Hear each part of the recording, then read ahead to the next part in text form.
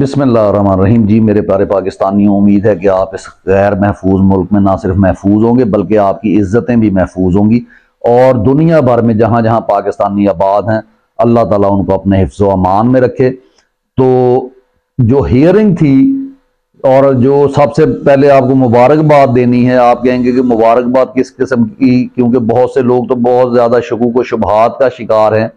कि मुबारकबाद किस चीज़ की मैं दूंगा। मुबारक इस चीज़ की देने जा रहा हूं कि इलेक्शन जो है वो उसका शेड्यूल जो है वो मजबूरन जो है इलेक्शन कमीशन ने जारी कर दिया है। मुख्तलिफ हलकों ने मजबूरन किया है, क्योंकि अमेरिका, IMF और बड़ी ताकतें जो थी वो मानने को तैयार नहीं थी। और दूसरा सबसे बड़ी ताकत जो रब ताला की ताकत है, जिस पर हमें मुकम्मल तौर पे एतमाद होना चाहिए, तो रब ताला ये फैसला कर चुका है। खान साहब ने एक तकरीर में भी कहा था कि रब ने यह फैसला कर दिया है कि इस मुल्क में तब्दीली लानी है, क्योंकि जुल्म जो है वो एक हद तक चल सकता है, उससे ज्यादा नहीं चल सकता। कि आप जो है दिन दहाड़े जो है वो मॉडल टाउन में आप कत्ल करते फिरें, आप जो है वो फैक्ट्रियों को आग लगा दें, आप गरीब अवाम के मुंह से नवाले छीन लें, और फिर आप समझते रहें कि यह शायद पूरी सदी ही ऐसे गुजर जाएगी। नहीं, 76 साल 75 साल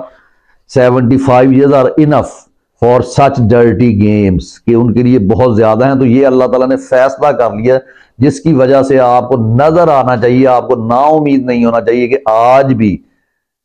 बेशुमार कोशिशों के बावजूद ना तो ये इमरान खान साहब के जो है वो पॉपुलैरिटी में कमी ला सके हैं, ना उनकी जान ले सके हैं। जो कि ये लोग करते रहे हैं वो अल्लाह ताला ने लिखा होता है। जब आपकी जो है इंसल्ट होनी हो या आपको जो है मौत जहां पे आनी है, वहां का टाइम फिक्स है। और हमारे अगरचे जो मारने वाला है उससे हिसाब लिया जाएगा, लेकिन वो भी नहीं मार सकता अगर अल्लाह ताला का हुक्म ना हो। तो इसीलिए आप जब चलते हैं फिरते हैं, आप जिंदगी में बहुत जगहों पे देखते हैं कि बिल्कुल मौत आपके करीब आती है, आप मौत को देख लेते हैं, लेकिन अल्लाह ताला का क्योंकि हुक्म इज़्ज़न अभी नहीं होता, वो हुक्म नहीं करता अभी, तो इसलिए हमारी जो है जिंदगी बच जाती है। और यही हमारा ईमान होना चाहिए। तो मैं असल चीज की तरफ आ रहा हूं कि कादी फायद ईसा साहब जो कि बहुत पुरजोश थे जनाब छुट्टियों पर जाने के लिए, कि बैरून मुल्क जाएंगे, वहां पर जाकर जो है उनको कोई प्रॉब्लम नहीं होगी, क्योंकि वहां के जो है कवानीन बहुत अच्छे हैं, वहां पे उनकी औलादों को कोई नुकसान नहीं पहुंचा सकता। वहां पर उनके असासे भी हैं जिनकी वो उन्होंने रसीदें नहीं दी, और वहां पर जाकर वो छुट्टियां एंजॉय करेंगे। पाकिस्तान में क्यों एंजॉय करेंगे? क्योंकि पाकिस्तान में किसी भी जगह, अगर आप मरी में चले जाएं, सबसे आम जो इलाका है, उसके अलावा आप सवाद चले जाएं, आप नॉर्दर्न एरियाज में चले जाएं, तो आपको नजर आएगा कि वहां पे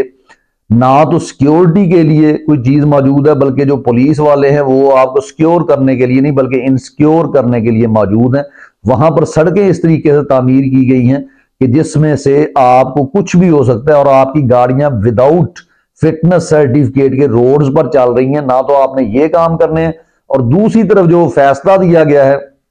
वो देकर चले गए हैं कि जी वो पूरी जब हियरिंग शुरू हुई तो उसमें क्या क्या होता रहा, कैसे कैसे रिमार्क्स दिए जाते रहे। तो कोर्ट ऑफ कंटेम्प्ट की धमकियां उनको लगाई जा रही हैं जिन्होंने पिटीशन दायर की हुई है, यानी उमैर नियाजी साहब का। और फिर ये कैसी लैंग्वेज है काजी साहब? एक डेकोरम है, आपको अगर बिठा दिया है, आप पूछते हैं लोगों से कि इनका जो है वो डिग्री जाली तो नहीं है, इनका जो है डिग्री चेक करवाई जाए, फलां की डिग्री चेक कराई। अपने आप को बताएं कि आप कौन सा जो है वो कंपटीशन का एग्जाम देकर जो है इस मनसब पर पहुंचे हैं। आपको तो वो इफ्तिखार चौधरी साहब ने, जो कि खुद इस वक्त दूसरे मुल्क में जाके अपने बीवी बच्चों के साथ वहां के आइन पे भरोसा करते हुए जो है जी रहे हैं, जबकि अपने मुल्क का आइन आपने अपने बच्चों के लिए, तो क्या आपने पूरी कौम के बच्चों को देखना होता है, लेकिन आपको सिर्फ अपने बच्चे नजर आते हैं कि वो बाहर चले जाएंगे। तो हमें इस मुल्क के आइन को सही करने की जरूरत नहीं है, और आप तनकीद उस शख्स पर कर रहे हैं। और जैसा कि एक बयानिया जो है नून लीग ने बनाया था कि काजी ईसा जब आएगा तो हर चीज जो है वो सही होती जाएगी, और बहुत से लोगों ने यह कहा था कि इनको तो काजी ईसा का इतना इंतजार है कि शायद लोगों को हजरत ईसा का इतना इंतजार ना हो। तो इसलिए ये बात तो आप खुद इस बयानिए को जो है तकवीयत भी दे रहे हैं, और मुकम्मल तौर पे जो आप बहस कर रहे हैं उससे महसूस हो रहा है कि आपके अंदर इमरान खान के खिलाफ बुग़्ज़ है। और आपने वहां पे यानी यहां तक क्वेश्चन जो है उठा दिए कि ये उमैर नियाजी साहब नियाजी हैं, ये कहीं नियाजी साहब के रिश्तेदार तो नहीं है। और भाई कोई किसका मर्जी रिश्तेदार हो, आपके लिए तो अपने रिश्तेदार, अपने बच्चे आपके रिश्तेदार, उनके लिए तो आप जो है वो क्या कहते हैं, मुहाफिज बने हुए हैं। लेकिन क्या उन ये बाकी कौम के बच्चे जिनसे आप तनख्वाहें लेते हैं, हमने मान लिया कि आपने मनी ट्रेल नहीं दी और पता नहीं आपके पास कहां कहां से पैसे आए हैं, जो रसीदें आप जमा नहीं करवाई आपने, और आपने कहा कि ना मैं इसके लिए आंसरेबल हूं, तो हो सकता है वहां आपने पैसे, लेकिन जो असल मनसब है आपका, जिसकी वजह से आपको पहचाना जाता है, और आप वहां पर क्या करते हैं कि जी आप कहते हैं कि जो पिटीशन दायर की, पिटीशन किसके लिए थी, ये जो थी ये डीआरओ के लिए। डीआरओ जो है वो लगाए जा रहे हैं जिन्होंने जब से यानी रजीम चेंज ऑपरेशन हुआ है, तो इन्होंने तमाम तहरीक इंसाफ के लोगों को, उनके सपोर्टर्स को, उनके जो है वो लीडर्स को,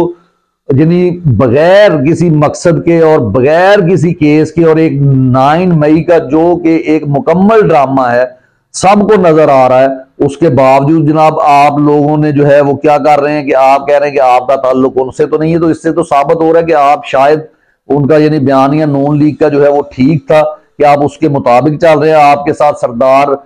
तारक मसूद साहब जो है वो बैठे हैं, उनके बारे में जो लोगों की राय है, जो आमना मलक ने उनके बारे में कहा है, और जो एजाजुल एहसन साहब ने, जो मोतबर जज है, सच्चा जज है, जिसने बहुत खूबसूरत एक फैसला दिया था नवाज शरीफ के खिलाफ, उन्होंने आपके खिलाफ खत लिखा है कि ये कौन सा इंसाफ हो रहा है, लेकिन आपको ये तमाम चीजें नजर नहीं आ रही। यानी उस पिटीशन दायर करने का, दरखास्त देने का मकसद जो था उमैर नियाज़ी साहब का, वो ये था, वो आप समझते हैं, वकला समझते हैं, आज जजेस समझते हैं कि वो गलत था, सही था, उसका फैसला करेंगे, लेकिन वो असल में यही था कि आप इंसाफ पर मबनी फैसले करें। आप ब्यूरोक्रेसी को तो ना लाएं इलेक्शन में, लेकिन आपने जो है कहा जी कि पीटीआई जो है वो इलेक्शन को इल्तवा में डालना चाहती है। हालांकि पीटीआई वाहिद जमात है जो सिर्फ फ्री एंड फेयर इलेक्शन और फौरी इलेक्शन चाह रही है, और जब से ये चाह रही है, और जितना आपने कानून के साथ जिन लोगों ने खिलवाड़ किया, उनके पास ऊपर तो आर्टिकल 6 लगता है। आपके जनाब इलेक्शन कमिश्नर साहब जो हैं वो उन्हीं के हाथों में खेलते हैं, जो इस मुल्क में स्टेबिलिटी नहीं लाना चाहते, जो मईशत जो है नहीं चाहते कि इस मुल्क की सही हो, जो ये नहीं चाहते कि अवाम में और अदारों के दरमियान जो है वो खलीज खत्म हो, वो एक दूसरे के करीब आए। तो उन लोगों की अगर आप बात कर रहे हैं, और वैसे भी एक अदालत का डेकोरम होता है, आप कह रहे हैं जी वकील साहब कहाँ है, आपने ना किसी को इतला दी है, ना आपने किसी को बुलाया है, आप अपनी बातें सुनाई जा रहे हैं, और वहां पे उमैर नियाज़ी साहब मौजूद भी नहीं है, और आप कही जा रहे हैं क्यों ना उन पर कोर्ट ऑफ कंटेम्प्ट लगा दीजिए। आप सारे मुल्क पर, पाकिस्तान पर कोर्ट ऑफ कंटेम्प्ट लगा दें, क्योंकि सारे ही यही चाहते थे कि यहाँ पर फ्री एंड फेयर इलेक्शन हो, और वो इस ब्यूरोक्रेसी के ऊपर एतमाद करने के लिए तैयार नहीं है। ठीक है। और उसके बाद एक वो बच्ची जो है मशाल जई जो है वो आती है, जैसे भी अगर उसने डेकोरम की खिलाफ वर्जी भी की है, तो आपने उसको डांट कर कह दिया कि चले जाएं, और आप लोगों को धमकियां देते कि वहां आपको पहुंचा दिया जाएगा जहां से आप वापस नहीं आ सकेंगे, तो आप यहां खुदा हैं। आपको तो काजी आपके वालिदैन ने आपका नाम रखा होगा, ये सोच करके ये शायद जज बनेगा काजी, और उन काजियों की तरह जो हजरत उमर फारूक के दौर में होते थे फैसले करेंगे। उनके लिए तो ये तमाम लोग, ये वकला, ये बच्चे, ये कौम जो है बच्चों की तरह होती है। तो आप उनको डांटने की बजाय अगर प्यार से बात करते और उनको कहते कि आप जो है तरीके से आए, ये बात करें, उनकी बात आप सुनना ही नहीं चाहते थे। और जब इलेक्शन कमीशन से आपने स्केड्यूल यानी शेड्यूल मांगा, तो उस पर उन्होंने कहा जी वो तो हमारे पास है ही नहीं, हमें तो जो है वो हाई कोर्ट ने यानी एक बहाना बनाया है, जैसे बच्चे बहाना बनाते हैं, हमें इस काम से रोक दिया गया था और हम ये नहीं कर गए, होमवर्क हम इसलिए नहीं कर गए, तो होमवर्क ये भी नहीं कर गए। यानी वो बिगड़े हुए बच्चे हैं, सिर्फ उनको ये पता है कि हमारा जो उस्ताद है, जो हमारा पूछने वाला है, वो लीनियंट है हमारे बारे में, वो हमसे वो सवाल नहीं करेगा। उनको बता दिया जाता है, उनको वो जाति के उमरा में जो लोग जो जाति के उमरा के जितने लोग हैं वो उनके अपने हैं, ये उनके चमचे हैं। तो वो बंदा जो है, आपने उसके खिलाफ भी एक्शन नहीं लिया, ना बंदयाल साहब ने लिया, ना आपने लिया, कि वो एक ही जमात को क्यों दीवार के साथ लगाने पे तुला हुआ है। और पूरी की पूरी आपकी एस्टेब्लिशमेंट जो है वो इस पार्टी को दीवार के साथ लगाना चाहती है, जो कि चारों सूबों को यकजा कर सकती है। और आपने देख लिया है कि बलोचिस्तान में वहां पे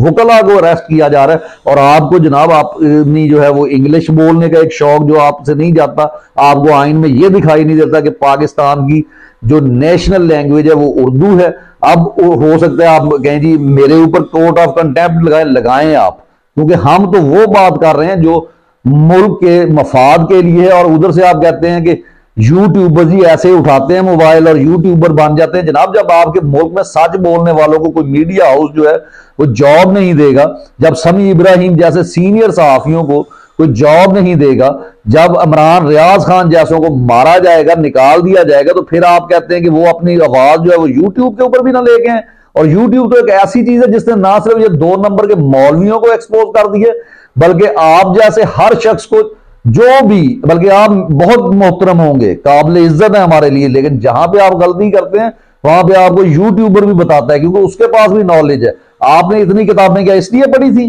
कि आप जो है पूरे का पूरा आइन जो है 12वीं क्लास पास लोग जो होते हैं वो हमारी फौज है, लेकिन उनके जर्नैल जो बूढ़े होने तक उनकी वही